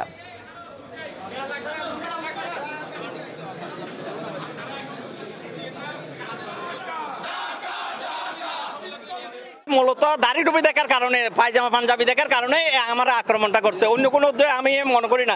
আমার সাথে এখানে কোনো সম্পর্ক ছিল না। আমি আসছি ব্যবসায়, আমি ব্যবসায়ী, আমি রেজিস্ট্রি দিতে আসছি, রেজিস্ট্রি দিয়ে আমি চলে যাবো বাস। এই আহত ব্যক্তি আজকে চিন্ময় দাস সহ মোট 166 জনের বিরুদ্ধে বিজ্ঞ MM আবু বকর আদালতে মামলা দায়ের করেছেন। বগুড়ায় আওয়ামী স্বৈরাচারী শাসনামলে বিরোধী দলের আন্দোলন সংগ্রাম প্রতিহত করতে মিথ্যা ও হয়রানিমূলক মামলা ছিল প্রধান হাতিয়ার। 15 বছরে বিরোধী দলের নেতাকর্মী এবং সমর্থকদের বিরুদ্ধে 5000-এরও অধিক মামলায় আসামি কয়েক লাখ মানুষ। গ্রেফতার এড়াতে অনেক নেতাকর্মী পরিবার ছেড়ে পলাতক জীবন, আবার কারো ভাগ্যে জুটেছে বছরের পর বছর কারাভোগ। তবে অন্তর্বর্তী সরকারের সিদ্ধান্তে রাজনৈতিক মামলা খারিজের উদ্যোগ নিয়েছে জেলা প্রশাসন। বগুড়া থেকে আতিকুর রহমান সোহাগের পাঠানো রিপোর্ট, ক্যামেরায় ছিলেন ইমদাদুল হক। বগুড়া শহরের 15 নম্বর ওয়ার্ডে পরপর 3 বারের নির্বাচিত কাউন্সিলর ও সাবেক শহর যুবদলের সভাপতি মোহাম্মদ মাসুদ, যার বিরুদ্ধে দায়ের করা হয় 123টি মামলা। বিগত সময়ে 10 বছর পলাতক জীবন ও 5 বছর কারাভোগ করেন। একসময় ক্রস ফায়ারে নিয়ে পায়ে গুলি, ভাগ্যক্রমে জীবন পান। তার পরিবারের সদস্যদের বিরুদ্ধেও দেয়া হয় মামলা। আওয়ামী স্বৈরশাসনের 15 বছর বাড়িতে মাসুদের শুধু বৃদ্ধা মা ছাড়া আর কেউ থাকতে পারেননি গ্রেপ্তারের ভয়ে। গেল 5ই আগস্টের পর থেকে পরিবারের সাথে নিজ বাড়িতে থাকতে পারছেন মাসুদ। এখনও প্রতিদিন হাজিরা দিতে হয় কোর্টে। শুধু মাসুদ নয়, লাখো নেতা কর্মীর একই পরিণতি। ফ্যানের সাথে ঘন্টার পর ঘন্টা লটকে রাখে মারছে আমাকে নিয়ে যে ক্রস ফায়ার করছে, বকেত করবি। পরে আমার ওই জায়গা বিক্রি করে টাকা নিয়ে 4 লক্ষ টাকা প্রশাসন নিয়ে পায়েত গুলি করছে আমাকে। আমার একটা অপরাধ, আমি বিএমপি করি। সেই সময় আসে আমাকে নির্যাতন করছে, মানে অনেক গালিগালাজ করছে, জাংলা ভেঙেছে, অনেক সময় আসে বাড়ি করছে, এই 12-13 বছর ধরে। জেলা জজ কোর্ট ও ম্যাজিস্ট্রেট কোর্টে গাবতলী উপজেলা বিএনপির সাধারণ সম্পাদক সহ কর্মীরা প্রতিদিন হাজিরা দিতে হয়। এই উপজেলায় প্রায় 3 শতাধিক মামলায় আসামি 75,000। বিএনপির সকল পরিবারই বিগত সরকারের আমলে নির্যাতিত, অনেক পরিবার নিঃস্ব হয়েছে, অনেক আসামি মারা গিয়েছে। আমি মামলার হাজিরা দিতে এসেছি। বিগত সরকারের আমলে দায়ের করা মামলায় দমনপীড়ন থেকে বাদ যায়নি সাধারণ মানুষও। রাজনৈতিক মামলা প্রত্যাহারের বিষয়ে সরকার একটি কমিটি গঠন করেছে। সেই কমিটির কাছে যখন ডিস্ট্রিক্ট ম্যাজিস্ট্রেট সভাপতি যারা মামলার আসামি এবং যারা মামলার মূলত হচ্ছে আসামিরা এখানে আবেদন করে মামলা প্রত্যাহারের জন্য, তাদের আবেদন পেয়ে থাকলে তখন আমরা সেগুলা পিপির কাছে মতামতের জন্য পাঠাই, এটি রাজনৈতিক মামলা কিনা। তখন পিপি সেইগুলা মামলার মেরিটসগুলো দেখে একটা মতামত দেয়। স্বৈরাচার আওয়ামী লীগ সরকারের শাসনামলে বিরোধী মতের নেতাকর্মীদের উপর যে পৈশাচিক নির্যাতন চালানো হয়েছে তা এক কালো অধ্যায় হিসেবে দেখছেন বিএনপির জ্যেষ্ঠ নেতারা। NTV news desk. বরগুনায় চাঞ্চল্য সৃষ্টি করেছে একটি চালতা গাছ। নদীর পাড় থেকে আকস্মিকভাবে বিচ্ছিন্ন হয়ে নদীর মাঝখানে ঠায় দাঁড়িয়ে থাকা এই চালতা গাছটিকে ঘিরে চলছে নানা জল্পনা কল্পনা। কেউ বলছেন জিনের কারসাজি, কেউ বলছেন অলৌকিক ব্যাপার। তবে স্থানীয় সচেতন মহল বলছেন ভয়াবহ নদী ভাঙনের আশঙ্কার কথা। বরগুনা থেকে সোহেল হাফিজের রিপোর্ট।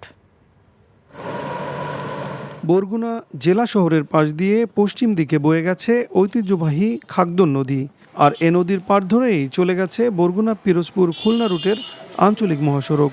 এ সড়কের পাশে থাকা একটি চালতা গাছ ভাঙনের কবলে পড়ে আকস্মিকভাবে এভাবে নদী গর্ভে চলে যাওয়ায় আশেপাশের সাধারণ মানুষের মাঝে কৌতূহলের সৃষ্টি করেছে। গাছটি দেখতে দূর দূরান্ত থেকে ঘটনাস্থলে এসে ভিড় করছেন অনেক দর্শনার্থী। দেলোয়ারে মাছ ধরতে নামছে, হেরো বলে এরকম পেট দিয়েছে, হে মা চিকুলি দৌড়ই গেছে। 6 দিন আগে যে খেওয়া বাই লিলি তারে মানে নৌকায় ডালিতে হাত দিয়েছে। এভাবে মানে প্রায় মানুষই বলে যে এই ঘটনাগুলো এই জায়গায় ঐতি আছে। সচেতন এলাকাবাসী বলছেন ভিন্ন কথা।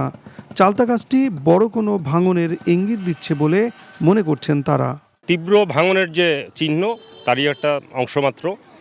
এই সড়কটি যদি অতি তাড়াতাড়ি যদি রক্ষণাবেক্ষণ যদি না করা হয় তাহলে দেখা যাবে যে বরগুনা পটুয়াখালী সহ এই দক্ষিণ অঞ্চলের মানুষের যাতায়াত খুলনা এবং যশোরের সাথে বিচ্ছিন্ন হয়ে যাবে। আমরা গত বছরে জিও ব্যাগ দিয়ে কাজ বাস্তবায়ন করেছি। তা আমরা গত বছর যে পর্যন্ত কাজ করেছিলাম তার ঠিক পাশ থেকেই আবার এবছরে ভাঙন দেখা দিয়েছে। তা আমরা অলরেডি সার্ভে করেছি, আমরা অতি শীঘ্রই এখানে প্রয়োজনীয় ব্যবস্থা গ্রহণ করব। বড় কোনো দুর্ঘটনা ঘটার আগেই সরকারের সংশ্লিষ্ট দপ্তর এ ভাঙন রোধে প্রয়োজনীয় পদক্ষেপ নেবে, এমনটাই দাবি স্থানীয়দের। সোহেল হাফিজ, এনটিভি নিউজ, বরগুনা। আশুগঞ্জে খাদ্য গুদাম নির্মাণ কাজ শেষ হলে দেশে খাদ্য নিরাপত্তা নিশ্চিত হবে বলে জানিয়েছেন খাদ্য উপদেষ্টা আলী ইমাম মজুমদার। দুপুরে আশুগঞ্জে নির্মাণাধীন আধুনিক খাদ্যশস্য সাইলো পরিদর্শনের শেষে সাংবাদিকদের তিনি এ কথা বলেন। ভারতের সাথে সম্পর্কের বিষয়ে উপদেষ্টা বলেন, বাণিজ্য আর রাজনীতি এক নয়। ভারতের সাথে ব্যবসা বাণিজ্য স্বাভাবিক রয়েছে। জেলা প্রশাসক মোহাম্মদ দিদারুল আলম এ সময় উপস্থিত ছিলেন। বিএনপি ভারপ্রাপ্ত চেয়ারম্যান তারেক রহমানের নির্দেশে খুলনা বিভাগের 10 জেলা ও মহানগরের সম্মেলন সফল করার লক্ষ্যে মতবিনিময় সভা অনুষ্ঠিত হয়েছে। সকালে খুলনা প্রেস ক্লাবে বিভাগীয় বিএনপির আয়োজনে মতবিনিময় সভায় প্রধান অতিথি ছিলেন বিএনপি চেয়ারপারসনের উপদেষ্টা আমানুল্লাহ আমান। বিশেষ অতিথি ছিলেন কেন্দ্রীয় বিএনপি ভাইস চেয়ারম্যান বাবু নিতাই রায়চৌধুরী, তথ্য ও গবেষণা বিষয়ক সম্পাদক আজিজুল বারী হেলাল। ওদিকে ডুমুরিয়া উপজেলায় বিএনপি সম্প্রতি সমাবেশ অনুষ্ঠিত হয়েছে। অনুষ্ঠানে প্রধান অতিথি ছিলেন বিএনপি নেতা মফিজুর রহমান। এদিকে বাগেরহাটে মহিলা দলের সমাবেশ অনুষ্ঠিত হয়েছে। রামপাল উপজেলার সদর মডেল মসজিদ সংলগ্ন মাঠে সমাবেশে প্রধান অতিথি ছিলেন বাগেরহাট জেলা বিএনপির যুগ্ম আহ্বায়ক লায়ন ডক্টর শেখ ফরিদুল ইসলাম। ওদিকে নারায়ণগঞ্জের সোনারগাঁয়ে যুবদলের সমাবেশে প্রধান অতিথি ছিলেন জেলা যুবদলের সিনিয়র যুগ্ম আহ্বায়ক খায়রুল ইসলাম সজীব। জুলাই আগস্ট গণ অভ্যুত্থানে আহতদের চিকিৎসা সহায়তায় ৩৬,৯৬,০০০ টাকার চেক হস্তান্তর করেছে জাহাঙ্গীরনগর বিশ্ববিদ্যালয় কর্তৃপক্ষ। দুপুরে বিশ্ববিদ্যালয়ের নতুন রেজিস্ট্রার ভবনের কাউন্সিল কক্ষে জুলাই আগস্ট গণ অভ্যুত্থানে আহতদের চিকিৎসা সহায়তা হিসেবে চেক হস্তান্তর করা হয়েছে। অনুষ্ঠানে বিশ্ববিদ্যালয়ের উপাচার্য অধ্যাপক ডক্টর মোহাম্মদ কামরুল আহসান, উপ উপাচার্য অধ্যাপক ডক্টর মোহাম্মদ মাহফুজুর রহমান সহ সংশ্লিষ্ট শিক্ষক শিক্ষার্থীরা উপস্থিত ছিলেন। অনুষ্ঠানে ৩৫ শিক্ষার্থী, এক শিক্ষক ও কর্মচারীর কাছে আর্থিক সহায়তার চেক হস্তান্তর করা হয়। লক্ষ্মীপুরে পিএইচপি কুরআনের আলোর অডিশন পর্ব শেষ হয়েছে। দুপুরে লক্ষ্মীপুর পৌর শহরের তামিরুল মিল্লাত হেফজ মাদ্রাসা মিলনায়তনে প্রতিযোগিতার আয়োজন করা হয়। এতে ইয়েস কার্ড পেয়ে জাতীয় পর্যায়ে প্রতিযোগিতার জন্য হাফেজ শোয়াইব তামিম ও আবু রায়হান উত্তীর্ণ হন। অনুষ্ঠানে প্রধান অতিথি হিসেবে উপস্থিত ছিলেন পিএইচপি কুরআনের আলো চট্টগ্রাম বিভাগীয় প্রধান বিচারক হাফেজ মাওলানা বুরহানুদ্দিন। এবারও অনুষ্ঠানটি রমজান জুড়ে প্রচারিত হবে এনটিভিতে। সুনামগঞ্জের দোয়ারা বাজার সীমান্তে অবৈধভাবে আনা বিপুল পরিমাণে ভারতীয় পণ্য জব্দ করেছে সেনাবাহিনী। ভোরে দোয়ারা বাজার উপজেলার বালিউড়া বাজার এবং জয়নগর এলাকায় অভিযান পরিচালনা করে সেনা সদস্যরা। এ সময় 525 ক্যারেটে প্রায় 12,000 কেজি কমলা, 84 বস্তায় 4,200 কেজি চিনি এবং 3টি ট্রাক জব্দ করা হয়। চোরাচালানের সাথে জড়িত থাকার অভিযোগে 3 জনকে আটক করা হয়।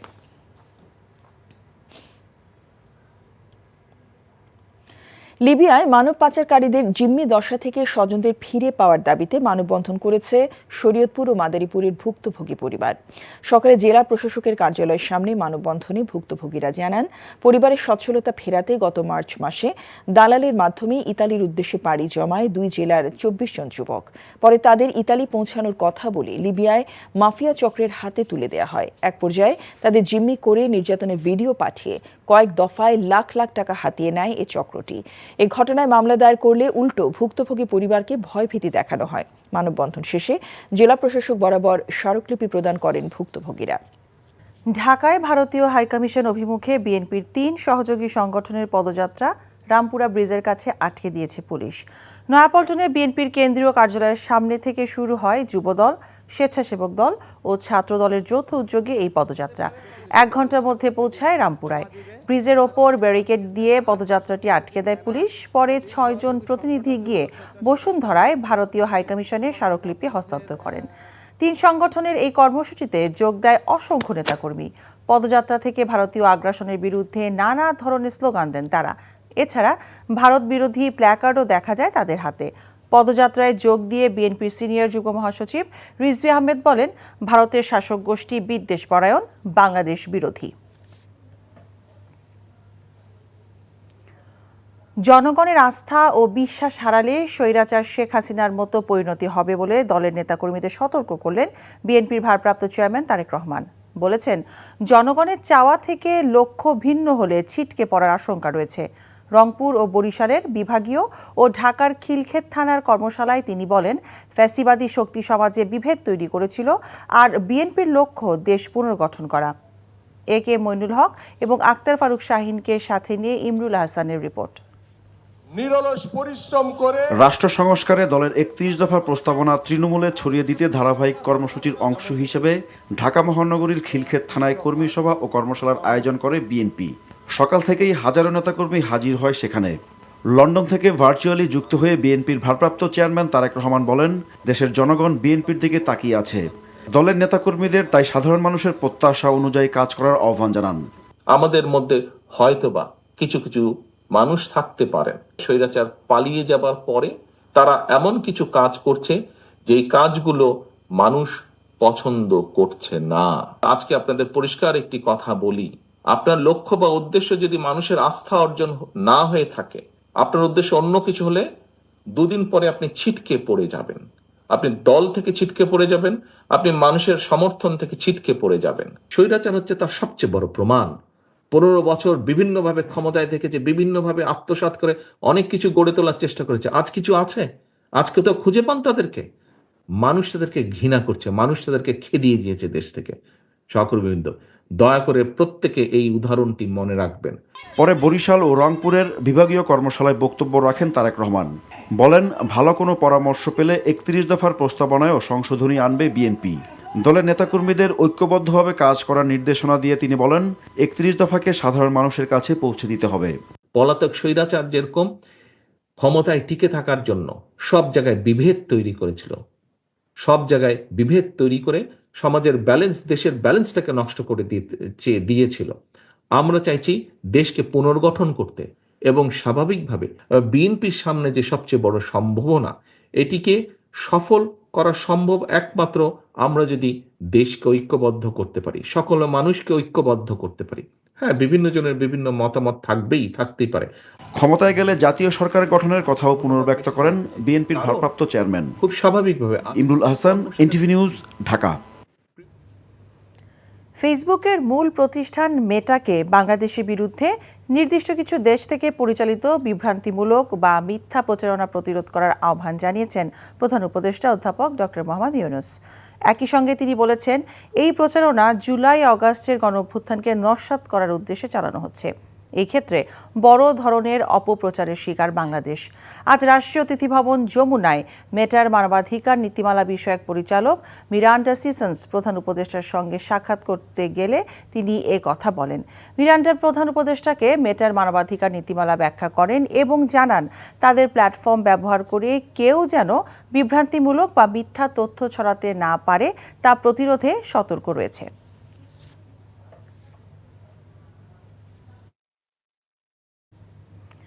আগামীকাল ঢাকা আসছেন ভারতের পররাষ্ট্র সচিব বিক্রম মিস্ত্রি। তার সঙ্গে বাংলাদেশের পররাষ্ট্র সচিবের বৈঠকে ফলপ্রসূ আলোচনা হবে আশাবাদ জানিয়ে পররাষ্ট্র উপদেষ্টা তৌহিদ হোসেন বলেন, 5 অগাস্টের পরিবর্তন মেনেই ভারতের সঙ্গে সম্পর্ক এগিয়ে নিতে হবে।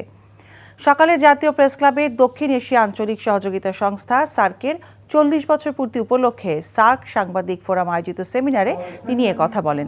দীর্ঘদিন ধরে অচল থাকা সার্ক কার্যকর করতে পারলে এই অঞ্চলের মানুষের ভাগ্যের পরিবর্তন হবে বলেও মন্তব্য করেন উপদেষ্টা। সার্ক কার্যকরে সদস্য দেশগুলোর সহযোগিতা চান তিনি। সেমিনারে বিএনপির ভাইস চেয়ারম্যান আব্দুল আওয়াল মিন্টু বলেন, দক্ষিণ পূর্ব এশিয়ার দেশগুলোর নিজেদের মধ্যে বিরোধ কমালে গোটা অঞ্চলে সমৃদ্ধি আসবে।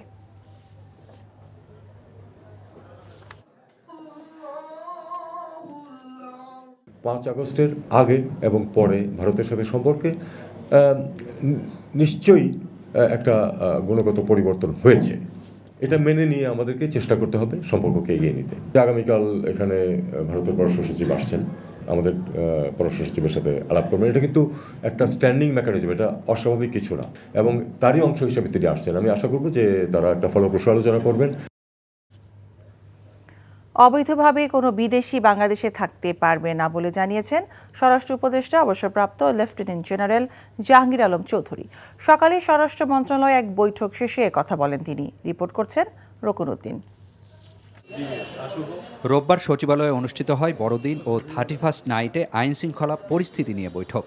জাতীয় ও বিশেষ দিবস নিয়ে কোনো আশঙ্কা নেই এবং আইন শৃঙ্খলা রক্ষাকারী বাহিনীকে যথাযথভাবে দায়িত্ব পালনের নির্দেশনা দেওয়া হয়েছে বলে বৈঠক শেষে জানান স্বরাষ্ট্র উপদেষ্টা। 31 নাইট আমরা বলি ওই সময় আমাদের অনেক সময় কিছু আমাদের ইয়াং জেনারেশনের ভিতরে একটু উচ্ছৃঙ্খলতা দেখা দেয়। অনেক সময় তারা বিভিন্ন জায়গায় বিভিন্ন ধরনের পানি টানি খায়, এইগুলিও আপনারা একটু নিষেধ করতে পারেন। আমাদের যে নর্মাল বারগুলি আছে এগুলি আমরা বন্ধ রাখবো। ফানস উড়ানোর জন্য নিষেধ করেছি। এছাড়া অবৈধভাবে কেউ বাংলাদেশে থাকতে পারবে না বলেও কড়া হুঁশিয়ারি দেন তিনি। কোনো বিদেশি অবৈধভাবে বাংলাদেশে থাকতে দেওয়া হবে না। কতজন আছে স্ট্যাটিস্টিক্সটা আমাদের কাছে এখনো নাই। যদি স্ট্যাটিস্টিক্সটা নাই, এটা যদি থাকতো তো আমি বলে দিতাম যে এতজন আছে। অনেক দেশেরই আছে, আমি কোনো দেশের নাম মেনশন করতে চাচ্ছি না, বাট কোনো দেশেরই আমরা এই অবৈধ নাগরিককে বাংলাদেশে থাকতে দিব না। এ সময় ভারতীয় গণমাধ্যমের মিথ্যাচারের জবাব দিতে দেশের গণমাধ্যমের সহায়তা চান উপদেষ্টা। বলেন, সীমান্তে সতর্ক আছে সংশ্লিষ্ট সবাই। সীমান্ত পুরাই অ্যালার্ট। ওরা শুধু সিলেটে নয়, বেনাপোল এমন অন্যান্য ইসেও তারা কী করছে, এইটার কিন্তু প্রতি উত্তর আপনারাই সবচেয়ে বেশি দিতে পারেন। আপনারা সত্যি খবরটা প্রকাশ করে দেন, তাদের যে মিথ্যা যে খবর প্রচার করে ওদের মুখে চুনকালি পড়বে। সোমবার ভারতের পররাষ্ট্র সচিবের বাংলাদেশ সফরকে ইতিবাচক হিসেবেই দেখা হচ্ছে বলেও জানান জাহাঙ্গীর আলম। আমার বাসায় যে সময় আপনি আসতেছেন সেই সময় কিন্তু সম্পর্ক অটোমেটিক একটুখানি অন্যরকম থাকে, একটু ভালো হইতে থাকে না নাকি?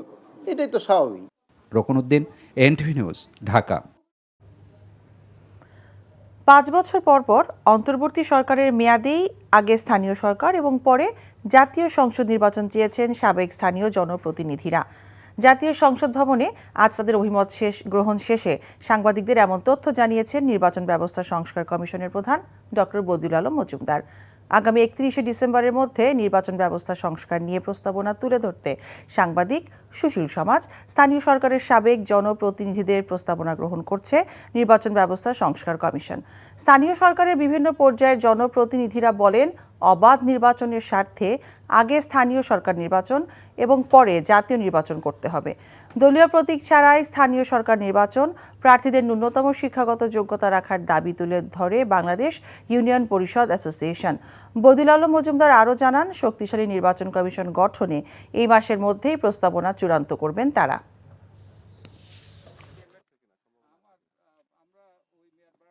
তো ওনাদের যেটা দাবি, এই যে সব নির্বাচনই যেন একটা নির্দলীয় নিরপেক্ষ সরকারের অধীনে হয়। পরের বার আশা করছেন যে সবাই যে তত্ত্বাবধায়ক সরকার ফিরে আসবে। আমরা 17 তারিখে জানবো, 17 তারিখে আদালতের রায় হবে, তো এই 17 তারিখের পরে আমরা জানবো। তো আমরা আশা করছি যে তত্ত্বাবধায়ক সরকার ফিরে আসবে। ওনাদের দাবি হলো তত্ত্বাবধায়ক সরকারের মেয়াদটা বাড়িয়ে দিয়ে স্থানীয় এবং জাতীয় নির্বাচন একত্রে করা।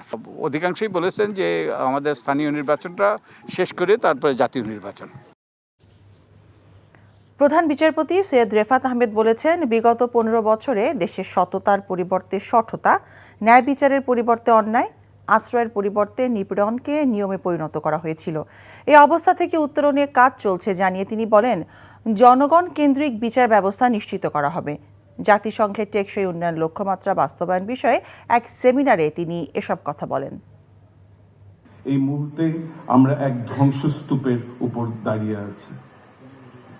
বিগত বছরগুলোতে বিচার প্রক্রিয়ায় আমাদের বিচারবোধ ও ন্যায় বিচারের মূল্যবোধকে বিনষ্ট ও বিকৃত করা হয়েছে। সততার বদলে সততা, অধিকারের বদলে বঞ্চনা, বিচারের বদলে নিপীড়ন, আশ্রয়ের বদলে নির্যাতনকে স্বাভাবিক ব্যাপারে পরিণত করা হয়েছে। অথচ এরকম সমাজ ও রাষ্ট্র আমরা চাইনি। এই ধ্বংসস্তূপে দাঁড়িয়েই আমাদেরকে নতুন করে যাত্রা শুরু করতে হবে। আমি উপরে যে মূল্যবোধের বিনাশ, বিকৃতি ও দূষণের কথা উল্লেখ করেছি, সেগুলো আমাদের আবার পুনঃপ্রতিষ্ঠা করতে হবে। নোবেলজয়ী অর্থনীতিবিদ ডক্টর মোহাম্মদ ইউনূসের বিরুদ্ধে শ্রম আইনের 5 মামলার কার্যক্রম বাতিল করে হাইকোর্টের দেওয়া রায় বহাল রেখেছে সুপ্রিম কোর্টের আপিল বিভাগ। হাইকোর্টের রায়ের বিরুদ্ধে রাষ্ট্রপক্ষের করা লিভ টু আপিল রোববার খারিজ করেন বিচারপতি আশফাকুল ইসলামের নেতৃত্বাধীন 3 বিচারপতির আপিল বেঞ্চ। এই আদেশের ফলে শ্রম আইনের 5 মামলার কার্যক্রম বাতিল করে হাইকোর্টের দেওয়া রায় বহাল থাকলো বলে জানান ডক্টর মোহাম্মদ ইউনূসের আইনজীবী। গত 24শে অক্টোবর হাইকোর্ট ডক্টর মোহাম্মদ ইউনূসের বিরুদ্ধে শ্রম আইনের এই 5 মামলার কার্যক্রম বাতিল করে রায় দেয়। 2019 সালে এসব মামলা করা হয়।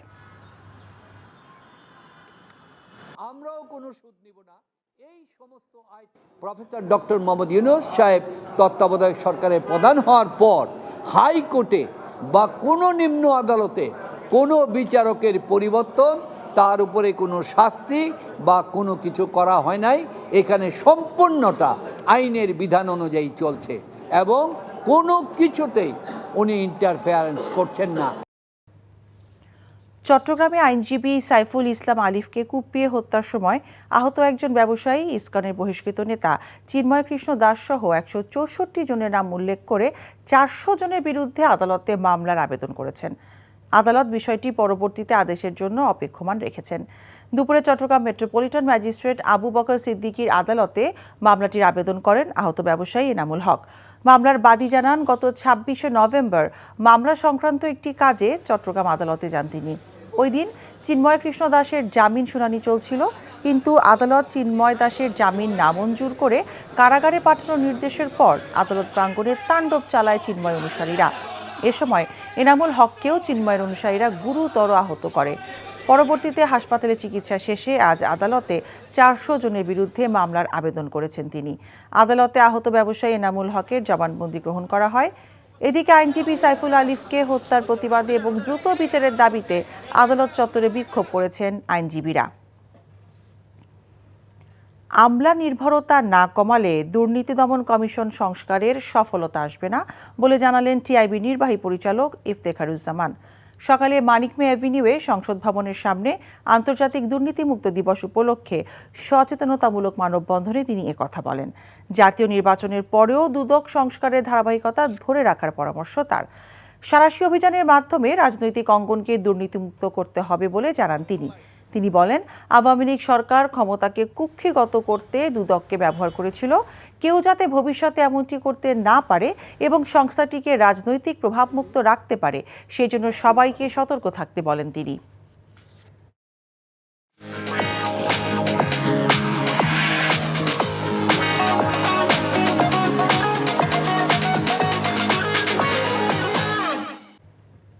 নগদ নিবেদিত অর্থনীতির খবর।